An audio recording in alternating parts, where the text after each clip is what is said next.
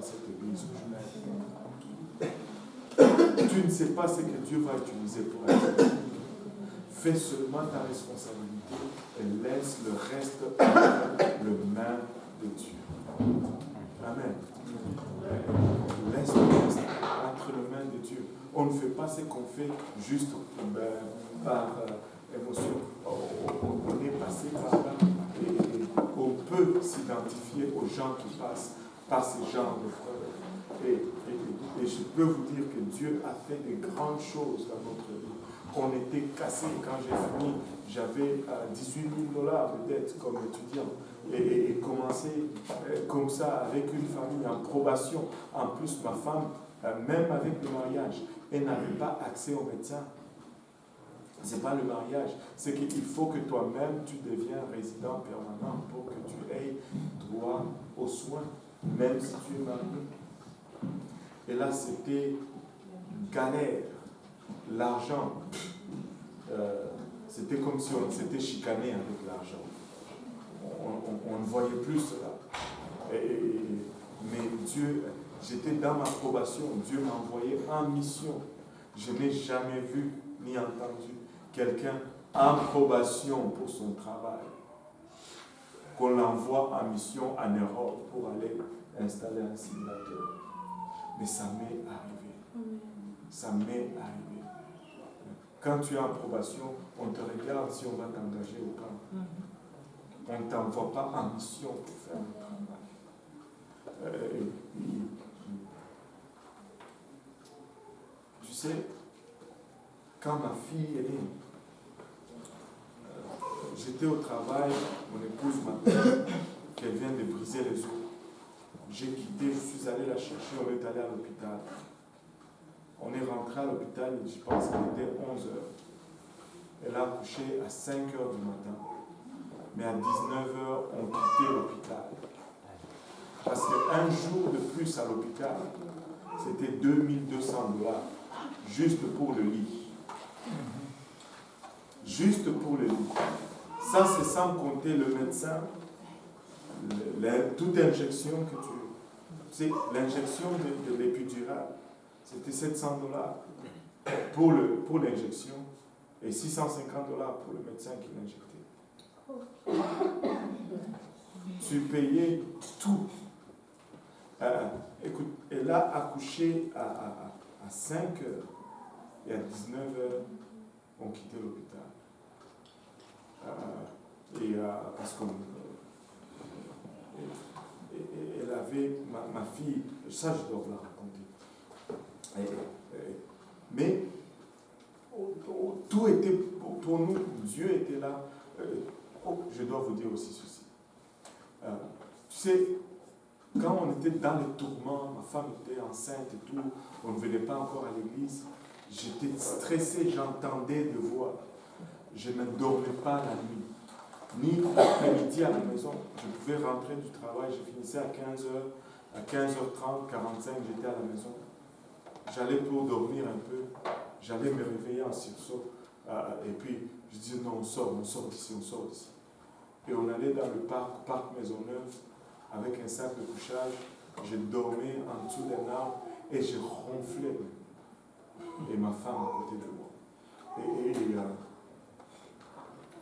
Mais quand on a commencé à venir à l'église régulièrement, je vous dis, c'était comme l'eau qui se retire en douceur. Je ne peux pas vous dire qu'il y a eu comme une brisure, pas comme un jour je les entendais, puis l'autre jour je n'entends plus. Non. C'était comme, je me suis surpris un jour, hey, je n'entends plus des voix. Hey, je dors la nuit. La nuit, mes nuits c'était genre, et le dos dur, comme vraiment un bois. Et ma femme allait me masser pour essayer de me détendre. Mais ça ne marchait pas. Quand je sortais du travail, avant de glisser ma carte pour ouvrir les portes, je regardais toujours aussi avec quelqu'un qui m'attendait ou qui me cherchait là. Et quand je sortais, je marchais très vite pour arriver à ma voiture. Et quand j'étais dans ma voiture, là j'étais à l'aise et j'arrivais à la maison. Mais quand on était à la maison, je n'étais pas. Et vous savez, quand Dieu est entré dans notre vie, tous ces stress ont disparu. Est-ce que le problème était résolu? Non, pas encore. Ça a pris 1 an de plus avant que le problème avec ma belle famille ne soit résolu. Ma fille avait presque 1 an. Mais on avait retrouvé notre paix, même au milieu de nos problèmes. Avec Jésus-Christ, tu vas avoir la paix même au milieu de tes problèmes. Même au milieu de tes problèmes. Vous savez, le Seigneur a fait des prodiges et des miracles, non seulement spirituels, mais financiers également. Ma fille n'avait rien. Elle avait juste 2 pyjamas que le frère Tang et la frère Félix nous avaient offerts. Ce sont les 2 seules choses. Vous savez, les combinaisons là que tu mets les enfants, ils rentrent dedans. Là. Ils avaient 2 comme ça, roses. Non, une rose et une autre jaune, genre. Et c'est tout ce qu'elle avait de neuf et de beau. Mais c'était le dimanche qui venait, c'était le 9e jour. Étais-tu comme j'étais? Moi, ma fille devait être dédicacée. On ne devait pas attendre 3 mois, 4 mois. Pourquoi attendre 3 mois ou 4 mois si le jour même qu'on sortait, il y avait service? On allait venir faire la dédicace. Je veux la protection de Dieu tout de suite sur mon enfant. Et là, on a fait venir sa marraine, c'était une amie d'école de ma femme, une Camerounaise, elle s'appelle Jerry Shanzi, elle est à Dallas pour le moment. Et elle dit, oh, elle va venir pour la dédicace du bébé. Alléluia. Moi, je dis, bon, on ne peut pas te payer le billet, mais paye un billet, bon, on peut te réduire ça, paye jusqu'à Plattsburgh. Moi, je vais venir te chercher à Plattsburgh. Alléluia, elle était content. Mais moi, je ne savais pas. Les hommes ne voient pas ces choses. Ma femme, elle pleurait même, elle priait, elle pleurait. Elle dit, Seigneur, si c'est moi qui ai péché, punis-moi, mais ne punis pas ma fille. Pourquoi est-ce que je vais la présenter en dédicace en pyjama? Mais pour moi, c'était correct. Il n'y avait pas de problème. Mais pour elle, ça ne marchait pas. Je suis allé chercher Jerry Shanti. Quand je suis allé la chercher, elle avait 2 valises, et puis avec un gros sac en plastique, avec des choses là-dedans. J'ai dit, mince, les filles, elles viennent juste pour 3-4 jours. Elle amène toute sa garde-robe. Ça, c'était, je vous dis honnêtement, c'est ce que j'ai pensé. C'est oh, on a un problème sérieux ici. Mais quand on est arrivé à la maison, c'était des choses pour la petite, une belle petite robe en soie rose avec un petit chapeau. S'il y en a qui ont déjà vu les photos de Sifa bébé, et là cette robe rose avec un petit chapeau en bonnet avec un nounours qui c'est écrit Teddy ou quelque chose comme ça. Et plein de choses pour le bébé, plein de choses pour la maman. Et ça c'était le jour avant sa dédicace. On était là à la maison, ma femme a commencé à pleurer. Elle dit, c'est Dieu, il est vraiment fidèle. Écoutez, on venait à peine de connaître Dieu, il y avait à peine quelques mois là. Ma femme était baptisée, elle était enceinte de 7 mois. Et c'est Dieu est fidèle. J'ai pleuré, je disais, Seigneur, je ne veux pas présenter ma fille en pyjama. Et voilà ce que le Seigneur a fait. Et quand Jésus nous donne ces choses, elle dit ceci, elle dit, le Seigneur m'a mis à cœur. On a pleuré. Et soudainement, le papa s'est rendu compte aussi que les pyjamas, c'était pas trop ça.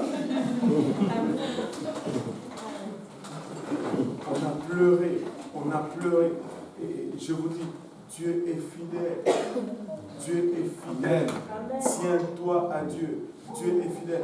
Même si les temps sont durs, comment? Nos temps étaient durs. Il y avait des jours où ma femme m'appelait et elle me disait, Annie, on n'a pas de couche. Mais le Annie qu'elle appelait n'avait pas d'argent non plus. Et il venait à la maison et je disais, ok, on va voir. Et quand j'arrive, Mais j'arrive à la maison comme ça, j'ouvre la boîte à lettres, je vois une enveloppe de la banque. Je dis, oh, un autre chèque qui a rebondi. Mais quand j'ouvre comme ça, oh, la Caisse des Jardins vous a envoyé un ristourne de 65 $. Écoute, ce n'est peut-être pas beaucoup, mais je vous dis, c'est relatif. Ces 67 $, c'était comme des millions pour moi. On a dansé. Et j'ai juste déposé mon sac et j'ai couru à la banque pour changer cela et aller chez Jean Coutu acheter des couches. Oui. Lorsque vous avez déjà fini avec l'école, Ah oui, j'avais fini avec l'école, j'ai travaillé même. Mais écoute, le travail c'est rien. Si tu es déjà criblé de dettes, tout ce qui rentrait sortait. Il y avait l'hôpital à payer. Il y avait mes prêts étudiants à payer. Il y avait la famille même à nourrir. C'était comme... Ça rentrait mais pas assez. Ça rentrait mais pas assez. Et je vous dis...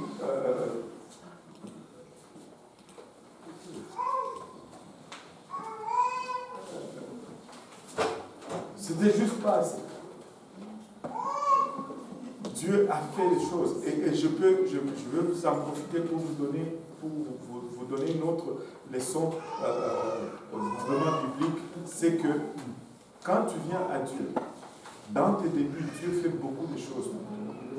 Mais plus tu grandis, Dieu commence à s'attendre que tu t'appuies un peu plus sur ta foi. Au début, il a fait beaucoup de choses. Les missions qu'il m'a envoyées, c'était des missions que Dieu m'a envoyées. Et je vais vous donner les circonstances. Ma première mission à Dublin, j'étais resté pour faire de l'overtime. Parce que tout overtime qui était disponible, je le prenais. Quand ils avaient besoin de quelqu'un, j'étais là. Parce que moi, j'avais des factures à payer. Et je suis allé faire, j'ai resté faire l'overtime. Il était déjà presque... Il était 15h10. Les gens sont partis. Mais je vois mon superviseur qui sort de son petit bureau. Il regarde, il me voit là en train de bosser. Il me dit, hey, tu dois viens. Et puis j'y vais, je dis, ben, qu'est-ce que j'ai fait encore? Il dit, est-ce que ça te tente de voyager? Quand il dit voyage, moi j'ai entendu dollar.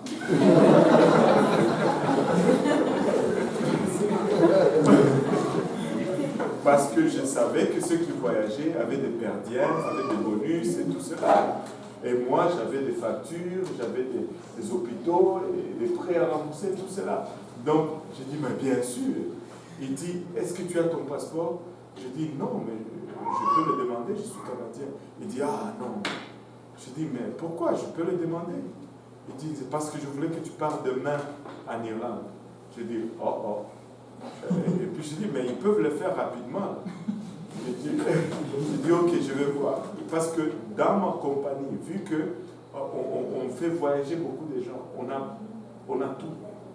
Je sais, à eux, on avait tout. Et à la sécurité, tu pouvais faire une photo selon les normes canadiennes. On avait des ingénieurs qui étaient aptes à signer les formulaires. On avait des formulaires sur place. Il a appelé Passeport Canada. Le bureau était ici sur Côte-Vertu avant, en face de Place Versailles. C'est Place Versailles. Place Vertu, voilà. C'était de l'autre côté. Je ne sais pas s'il y en a qui se souviennent lorsque le bureau de passeport était de l'autre côté. Ouais, c'est là où ça s'est trouvé. Et il appelle, il dit, oh, il ferme à 16h. Et il était déjà 15h10. Et moi, je devais partir le lendemain à Irlande. Je vous dis, si on a déjà vu, comment il s'appelle là, l'oiseau là, le roadrunner dans la compagnie, c'était moi. J'ai couru à la sécurité. Dieu de Dieu, où est-ce que tu vas? Lâchez-moi. J'ai couru à la sécurité. Ils m'ont fait la photo. J'ai pris le formulaire, on le remplit, et je monte en haut. Je trouve l'ingénieur qui était chargé du projet. Il me signe le formulaire. Je sors de la compagnie. Je vais je prends ma voiture. Je cours vers le bureau de passeport. Là, j'ai regardé les adresses. Et il est arrivé que j'ai passé la place. Mais tu sais, Côte-Vertu, si tu passes, ce n'est pas là que tu vas faire demi-tour. Je suis rentré dans le parking à côté. J'ai sauté la clôture qu'il y avait là. Et puis je suis arrivé là-bas, il était, je pense, 16h moins 10 ou moins 5, et le gars fermait la porte.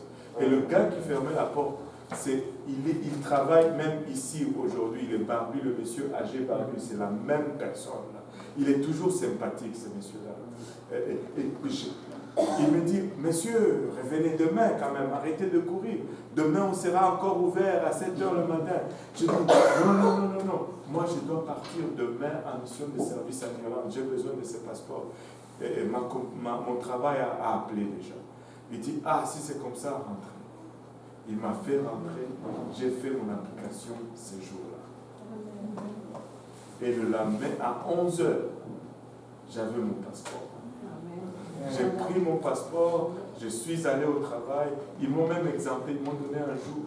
Ils disent, reste à la maison, cherche le passeport. Quand tu as le passeport, passe maintenant au travail. On va te donner les papiers pour la mission et tout, le billet et tout.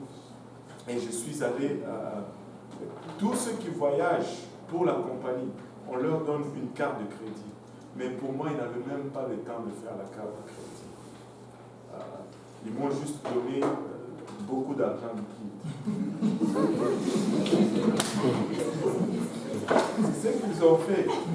Pas de liquide, mais des chèques de voyage American Express. Voilà. Et là, c'est comme ça que je suis parti en Irlande. Donc, j'ai ce passeport. Et écoutez, Dieu est bon. J'ai eu mon passeport et je suis arrivé au travail. On fait tout et puis finalement, on me dit, tu ne voyages pas aujourd'hui, tu peux rentrer à la maison, passer du temps avec ton épouse, tu voyages demain. J'ai eu un jour de surplus avec ma femme. Et je vous dis, ce jour-là, quand j'ai fait le passeport, et ça, je dois vous la raconter aussi, j'ai rentré à la maison et j'ai tourné sur la rue, tellement qu'on était pris dans les dettes et qu'on savait ce que ça signifiait ce voyage. Ma femme m'attendait dehors.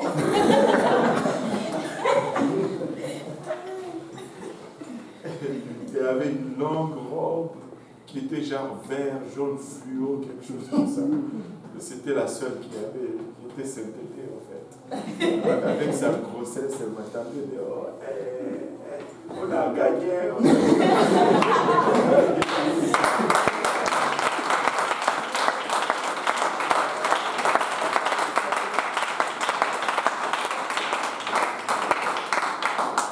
Et tu veux me dire aujourd'hui de ne pas faire confiance en ces dieux? Oublie ça, tu as le grand retard. Tu as le grand retard. J'aime Dieu et il m'aime. Mais si je le sais, je sais d'où je viens. Je sais. Et, écoutez, Dieu a fait beaucoup de choses. Et quand on partait en mission comme ça, c'était des 72 heures, 80 heures de travail. Et on avait... J'étais en Irlande et le per diem était donné selon le coût de la vie. Comme j'étais en Irlande et l'argent irlandais était plus fort, c'était des livres irlandais. Non, des livres irlandais. 36 livres irlandais, c'était 92 dollars canadiens. On me donnait 36 livres par jour, ce qui était à peu près 92 dollars. Quand je suis arrivé là-bas, Air Lingus, la compagnie pour qui on installait, nous a donné des cartes comme employé de Air Lingus et on pouvait manger à la cafétéria pour à peu près 6 dollars canadiens. Tu avais le buffet là, il y avait les haricots, il y avait le pain, il y avait la viande, tu choisissais ce que tu voulais. Et quand je sortais, j'ai trouvé un petit coin là où on faisait des sandwichs à 3 dollars. J'achetais mon jus et mon sandwich. Donc 10 dollars par jour. Quand j'étais dans ce restaurant-là, j'ai mangé pour 2 jours. Et quand je sortais, juste mon sandwich la nuit, et j'économisais presque 80 dollars par jour. Et je suis resté 3 semaines. Avec beaucoup de... C'est comme ça que Dieu nous a aidés à payer nos dettes, les hôpitaux, les médecins et toutes ces choses. Mais quelqu'un qui est en probation, il part en mission, Ça ne se fait pas.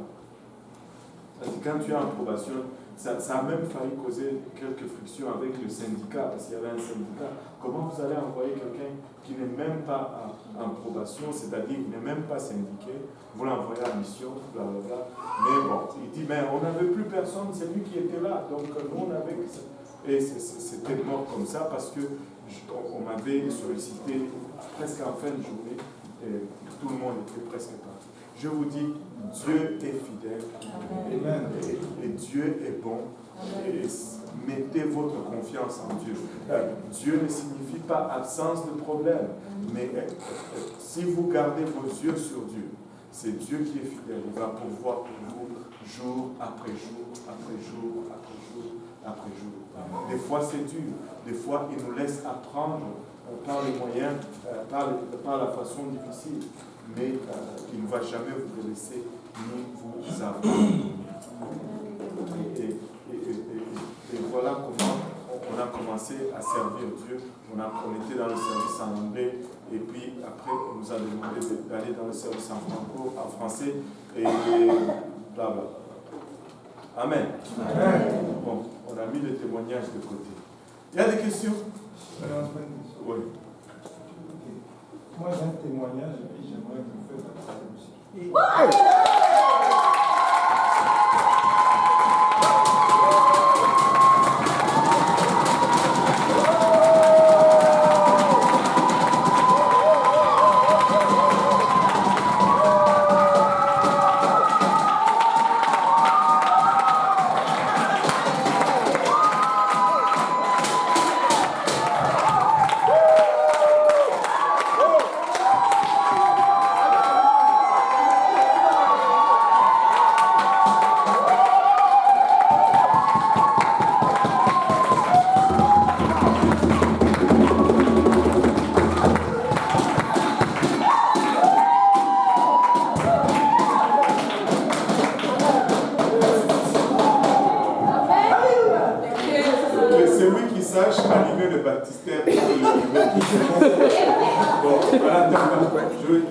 Dis-le-moi encore.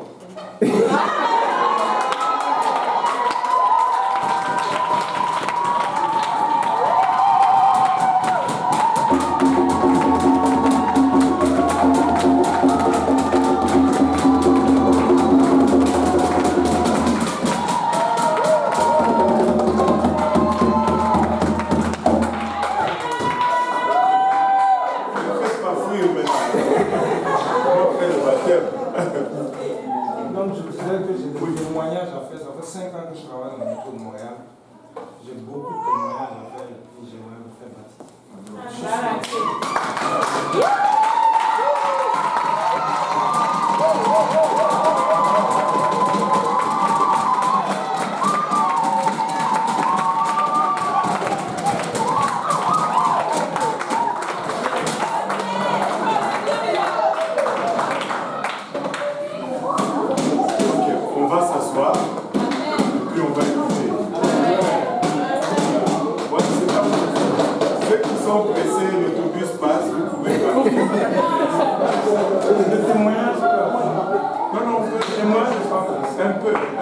Juste un peu de témoignage. Le temps que l'eau chauffe un peu.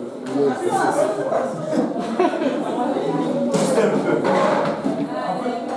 Je n'ai pas vraiment préparé le témoignage. C'est le meilleur. Mais tout ce que je peux dire, c'est que je suis constamment attaqué. Celui qui m'a donné la Bible, c'est le mari de Madame Solange. Bendy m'a donné la Bible et puis ça m'a beaucoup servi, j'ai fait mes devoirs. Ça n'a pas été facile, j'ai beaucoup de preuves, notamment avec une fille qui est dans notre église, c'est pas facile, on va en parler en privé. Et puis, ça a commencé à se passer, et puis j'ai décidé, il m'a dit, il faut que tu te baptises ce temps. Moi c'est assez.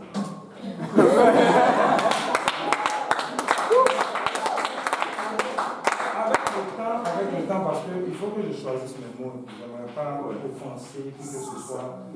Mais je sais que le pasteur me comprend. Il y a beaucoup de gens ici qui me comprennent. Je sais. Mais tout ce que vous avez dit, c'est vrai. Et puis même lundi passé, je suis venu, vous avez parlé de l'Apocalypse. Tout ça, c'est vrai. tout ça c'est vrai. La fidélité de Dieu, il faut vraiment avoir dans son cœur, il faut avoir un cœur sincère, c'est ça. Pour moi, c'est le code. Aime ton Dieu plus que toi-même. Aime ton prochain comme toi-même. Et puis, aime toi-même. Donc, pour moi, c'est tout en un. Et puis, il faut être sincère, vraiment. Il faut être vraiment sincère. Moi, c'est ce que j'ai à dire. Voilà. Avoir le cœur d'un enfant, vraiment. C'est très important. Dieu est bon. Tu peux sentir la présence de Dieu en ces lieux. Tu peux la ressentir. Et, pouvons-nous prier? On va faire une prière de récompense pour ça.